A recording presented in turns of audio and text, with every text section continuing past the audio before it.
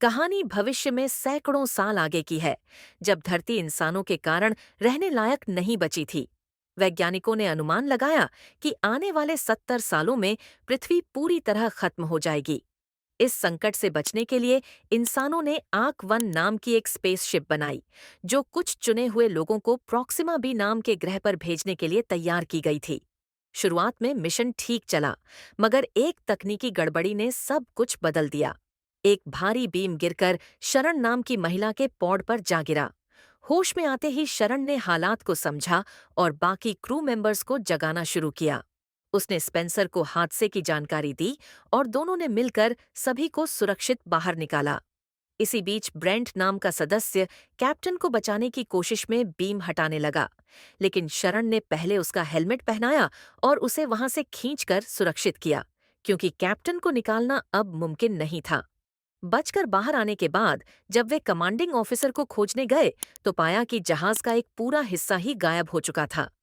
Commander के लापता होने पर शरण ने कमान संभालने का फैसला लिया। उसने सभी को इकट्ठा कर एक मीटिंग की। पता चला कि शिप का एक हिस्सा टूटकर अलग हो चुका है और इसी वजह से सभी लोग समय से 1 साल पहले ही जाग चुके थे। खाद्य और जल सीमित होने के कारण शरण ने सबके साथ मिलकर योजना बनाई। एग्नेश ने सुझाव दिया कि स्पेसशिप में ही सब्जियां उगाई जा सकती हैं। यह विचार शरण को पसंद आया और उसने तुरंत उस सेक्शन में पावर देने का आदेश दिया। लेकिन स्पेंसर को यह फैसला बिना चर्चा के लिया जाना ठीक नहीं लगा। उसने शरण से नाराजगी जताई। शरण ने अपनी गलती स्वीकार की और चेताया कि आगे से सबके सामने विरोध करने से पहले सोच समझकर बोलें। इसके बाद बोर्ड मीटिंग बुलाई गई और सभी ने खेती की योजना को मंजूरी दी। तभी अचानक ऑक्सीजन सप्लाई गिरने लगी। लाइफ सपोर्ट ऑफिसर जैस्पर को बुलाया गया, लेकिन वह लापता था। सभी ने हेलमेट पहन लिए।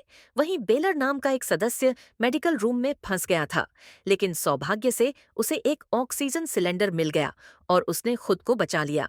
आखिरकार सिक्योरिटी हेड फेलिक्स ने जैस्पर को खोज निकाला, लेकिन जैस्पर ने एक चौंकाने वाला राज बताया। वह असली जैस्पर नहीं था। उसने पैसे देकर मिशन में जगह बनाई थी, क्योंकि उसे लगता था धरती 70 नहीं, इससे भी पहले तबाह हो जाएगी। यह सुनकर शरण ने उसे तुरंत गिरफ्तार करने का आदेश दिया। फिर विशेषज्ञों की टीम बनाई गई ताकि इस खतरे से निपटा जा सके। दूसरी ओर बेलर ने फंसे हुए लोगों को दरवाजा तोड़कर बचाया। एलिसिया नाम की लड़की ने मैन प्रॉब्लम ढूंढने की कोशिश की, जबकि स्पेंसर और एक और क्रू मेंबर ने जहाज से बाहर जाकर लीकेज ठीक किया, जिससे सभी की जान बच सकी। एलिसिया की मेहनत को सराहा गया और उसे लाइफ सपोर्ट डिपार्टमेंट का हेड बना दिया गया। हालांकि सभी कोशिशों के बावजूद भी 6 लोगों की जान नहीं बच सकी। कुछ देर बाद शरण जैस्पर से मिलने गई और उसे चेतावनी दी कि उसके झूठ का अंजाम मौत भी हो सकता है। इस पर जैस्पर ने बताया कि वह अकेला नहीं है। ऐसे कई लोग हैं जो झूठ बोलकर शिप पर आए हैं। यह सुनकर शरण हैरान रह गई और बिना कुछ कहे वहां से चली गई। बाद में जैस्पर की सजा तय करने के लिए एक मीटिंग बुलाई गई और तय हुआ कि उसे अपनी बात रखने का मौका मिलेगा। लेकिन जब टीम उससे मिलने पहुंची, तो देखा कि किसी ने उसका गला रेतकर हत्या कर दी थी।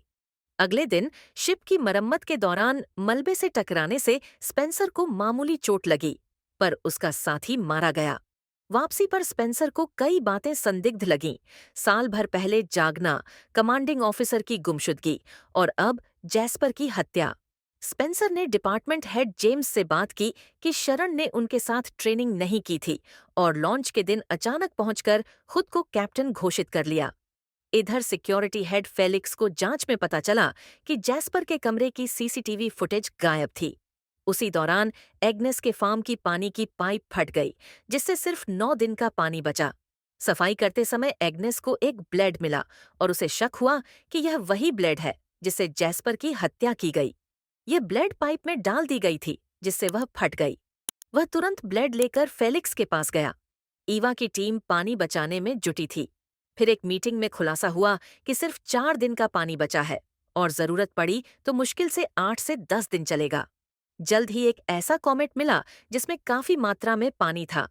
जेम्स को उस पर लैंड करके पानी निकालने की जिम्मेदारी दी गई, जिसे ईवा मॉनिटर कर रही थी। मिशन सफल रहा और पानी की समस्या हल हो गई।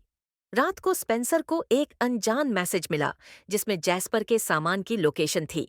वहां से उसे एक मेमोरी ड्राइव मिली जिसमें एक वीडियो था। उस वीडियो में शरण एक बाइकर को पीटती और फिर उसका गला काटती नजर आई। स्पेंसर ने ये फुटेज फेलिक्स को दिखाई और शरण को गिरफ्तार कर लिया गया। मगर शरण का दावा था कि वह वीडियो में दिखने वाली लड़की नहीं है, वह तो एआई की बनाई गई है। इस बीच एग्नेस परेशान था क्योंकि सब्जियां अचानक खराब हो रही थीं। जेम्स ने उसे अपने पिघले हुए ग्लव्स की जांच के लिए बुलाया। फेलिक्स शरण से वीडियो को लेकर पूछताछ कर रहा था, जबकि शरण का दावा था कि उस वक्त वह एक मीटिंग में मौजूद थी। लेकिन फेलिक्स की मानसिक स्थिति अस्थिर होने लगी थी और उसे जगह जगह अजीब चीजें दिखाई दे रही थीं। फेलिक्स ही नहीं, बल्कि पूरी क्रू अजीब हालातों से जूझ रही थी। थोड़ी देर बाद जब फेलिक्स को होश आया, तो उसने एक बार फिर शरण से सवाल जवाब शुरू किए। इस बार शरण ने एक चौंकाने वाला सच बताया। वह और उसकी जुड़वां बहन डेनिस लैब में एक खास एक्सपेरिमेंट के तहत पैदा हुए थे। उन्हें खास तौर पर स्पेस मिशन के लिए तैयार किया गया था। लेकिन डेनिस में गुस्सा बहुत बढ़ गया था, यहाँ तक कि उसने एक साथी की हत्या कर दी। इसके बाद शरण को बाकी टीम से अलग रखा गया। शरण की बातों से प्रभावित होकर फेलिक्स ने उसे दोबारा रिहा कर दिया। फिर अजीब घटनाओं पर चर्चा के लिए एक मीटिंग बुलाई गई। लेकिन जब स्पेंसर ने शरण को देखा तो वह भड़क गया, खासकर जब फेलिक्स ने उसे रिहा करने की वजह बताने से इनकार कर दिया। मीटिंग में एग्नेश ने डॉक्टर संजीवनी को बताया कि ये सब उस कॉमेट से लाए गए पानी की वजह से हो सकता है। यह सुनते ही वह बेहोश हो गया। संजीवनी ने तुरंत खून की जांच की और पता चला कि उस पानी में एक ऐसी चीज है जो एलएसडी जैसे भ्रम पैदा कर रही है। उधर शरण ने खुद को एक जेनेटिकली मॉडिफाइड क्लोन बताया और कहा कि उसे पानी का कोई असर नहीं हुआ। इससे ये अंदाजा लगाया गया कि उसके खून से शायद इलाज तैयार किया जा सकता है। टेस्ट में ये बात सही निकली, लेकिन तभी संजीवनी बेहोश हो गई और एंटीडोट तैयार करने की जिम्मेदारी एलिसिया को दी गई। एलिसिया ने तेजी से एंटीडोट तैयार कर पानी की सप्लाई में मिला दिया। सब धीरे धीरे ठीक होने लगे। उसने खुद सबसे आखिर में एंटीडोट लिया क्योंकि उसे अपनी माँ का भ्रम हो रहा था और वह उससे बातें करती थी। इधर एंगर ने जेम्स के जले हुए दस्तानों की जांच की और उसमें एक अनजाना पदार्थ मिला, जिससे अंदाजा हुआ कि यह किसी अनजान हथियार का हिस्सा हो सकता है। शायद यही पहली गड़बड़ी की वजह बना। बाद में स्पेंसर ने डेटाबेस से पता लगा लिया कि शरण एक क्लोन है और इसी आधार पर उसे कप्तान पद से हटाने की मांग की। उसने उसकी बहन डेनिस की वीडियो भी पेश की, लेकिन बाकी काउंसिल मेंबर्स शरण के पक्ष में थे और उसकी काबिलियत को स्वीकारते हुए उसे आधिकारिक कप्तान घोषित कर दिया गया। कप्तान बनते ही शरण ने सभी को काम सौंप दिए। वहीं ईवा और उसका सहायक ग्रेगर स्पेसशिप की स्पीड बढ़ाने के लिए एक शक्तिशाली फ्यूल इस्तेमाल कर रहे थे। ग्रेगर ने फ्यूल की ओवरहीटिंग को लेकर चेतावनी दी, लेकिन ईवा ने वही तरीका अपनाया और उसे लीवर खींचने की जिम्मेदारी देकर चली गई। कुछ ही देर में फ्यूल ओवरहीट हो गया और रेडियो एक्टिव रेडिएशन फैल गया, जिससे ग्रेगर लीवर तक पहुंच ही नहीं पाया और उसकी चपेट में आ गया। कुछ समय बाद जेम्स ने स्पेसशिप की धीमी होती रफ्तार पर ध्यान दिया और जब उसने शरण को यह बताया तो दोनों का शक फ्यूल टैंक ब्लास्ट की ओर गया। शक साफ करने के लिए उन्होंने ग्रेगर से संपर्क किया, लेकिन कोई जवाब नहीं मिला। फिर ईवा को तुरंत इंजन रूम में भेजा गया, जहां उसने देखा कि रेडिएशन के कारण दरवाजे ऑटोमेटिक लॉक हो चुके थे। ये देख ईवा घबरा गई और तुरंत शरण को सूचित किया। इसके बाद पूरी टीम रेडिएशन को न्यूट्रलाइज करने का तरीका खोजने लगी। इसी बीच जैस्पर के खून की जांच के दौरान फेलिक्स को पता चला कि एलिसिया के टैबलेट से स्पेंसर को एक गुप्त संदेश भेजा गया था, जिसमें जैस्पर के मेमोरी कार्ड की जानकारी थी। जब एलिसिया से सवाल किया गया तो उसने बताया कि उसका टैबलेट कुछ समय के लिए बेलर के पास था। फेलिक्स तुरंत बेलर से पूछताछ करने गया, लेकिन बेलर ने भागने की कोशिश की। आखिरकार फेलिक्स ने उसे पकड़ लिया। पूछताछ में बेलर ने कबूल किया कि उसने जैस्पर को मारा था, क्योंकि वह भी रिश्वत देकर आया था और नहीं चाहता था कि जैस्पर उसके बारे में सबको बताए। वहीं ईवा की टीम एक और संकट में फंसी थी। कुछ सदस्य ऑटो लॉक के कारण रेडियो एक्टिव जोन में फंस गए थे और बढ़ती रेडिएशन उनकी जान के लिए खतरा बन रही थी। बचने का एक ही रास्ता था कि कोई इंजन रूम में जाकर लीवर नीचे करे और इंजन बंद करे, लेकिन यह काम जानलेवा था। शरण ने क्रू मेंबर्स से पूछा कि क्या कोई स्वेच्छा से यह काम करेगा, लेकिन कोई तैयार नहीं था। अंत में शरण ने खुद यह जिम्मेदारी ली, लेकिन क्रू को अपने कप्तान को खोने का डर था। इसी बीच स्पेंसर बेलर से मिलने गया और पूरी स्थिति समझाई कि यदि समस्या जल्द नहीं सुलझाई गई तो सभी की मौत तय है और मिशन भी विफल होगा, जिसका मतलब इंसानियत के लिए बड़ा संकट था।